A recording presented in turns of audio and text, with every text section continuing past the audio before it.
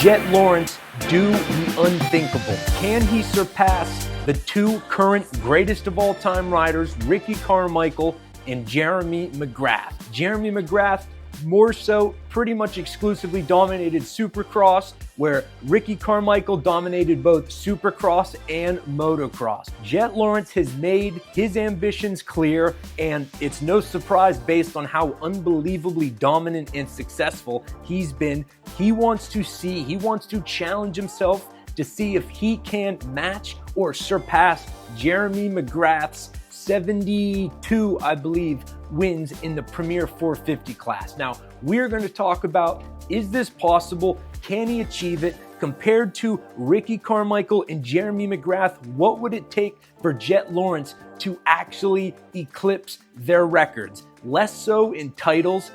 Jett Lawrence has talked about he's more motivated by individual wins than titles. It's funny, when you're as good as he is, you can literally pick and choose what your priority is. So he wants to amass as many wins in Supercross and Motocross as he can. And we're going to look at whether that is a realistic possibility and what it would take. So, looking up the numbers, and before I do get into the numbers, I would like to mention that this was a lot less simple and a lot less clear-cut than I was expecting. There really isn't a solid, reputable database of detailed stats. I was kind of surprised at how challenging this was to find how many contradicting numbers I got. I only bring this up to say, if a number is off by one or two, leave a comment, let me know, but it's not the point of the video. I'm just trying to give a general sense of what Jett Lawrence has to do to actually be able to accomplish this. So, Ricky Carmichael has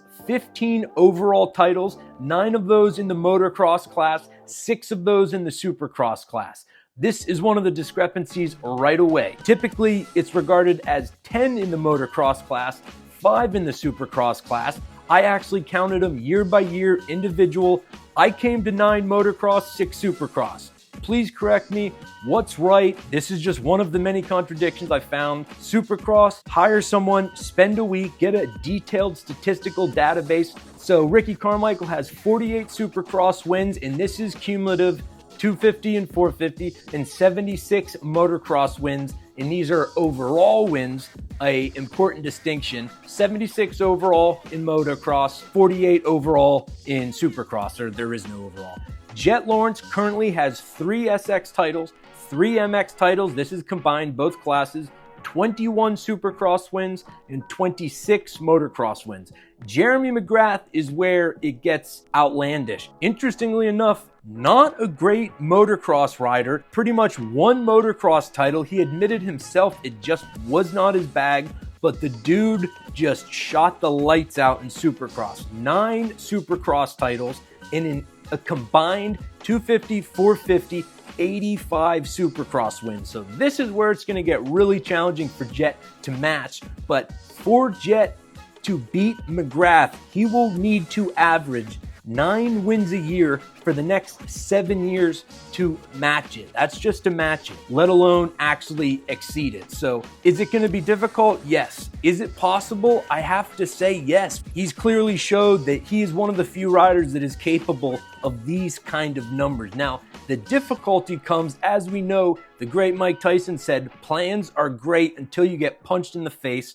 And this sport has a tendency to punch you in the face a lot. So if he gets hurt, if whatever, there's a new emerging rider that challenges him more, if he just gets bored, like he's won everything there is to win, is it possible that he just flat out gets bored with it in 5 years? I would say that's possible. So, when you look at that, I do believe it is undeniable that it is theoretically possible. Lawrence has the ability, is the kind of sort of prodigy that can pull it off, but it is really difficult to be that consistent in what is one of the most dangerous sports in the world. So to match Ricky Carmichael, Lawrence would only need to win about 4 times a year for 7 years in Supercross. That one is hard to imagine him not eclipsing. At the current win rate, that one would be a shock if he doesn't just blow right by it. I could be wrong. Obviously, the sport is unpredictable, but it's hard to imagine him not beating that. However, Ricky Carmichael's motocross wins would require Jett Lawrence winning 7 motocross overalls for the next 7 years to match him. And again, this is match, not exceed. Can he become the GOAT if he remains in this sport for another 5, 6, 7, 9 years? I think it's entirely possible and on the table that he could beat the records. I don't know why it was regarded as controversial when he talked about going after these titles. Every other rider is trying to win as many races as they can. Every other rider is approaching it in the same way. Jett Lawrence is just one of the few riders that has talked about it. So I don't really get why there was some degree of pushback of him mentioning it. It's like, dude, his results speak for themselves. He's won every title that he's finished and not crashed out of. He's already has an undefeated motocross season.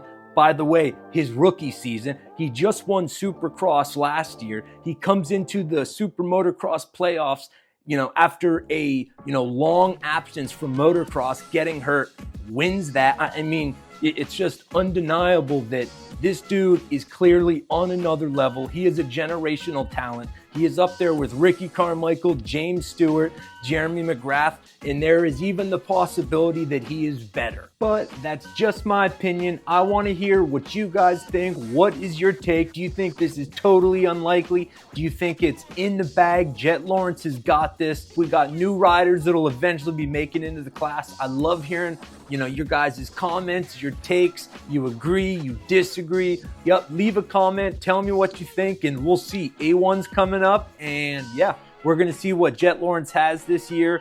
It's hard to bet against him. The dude is just a phenomenon. What else is there to say?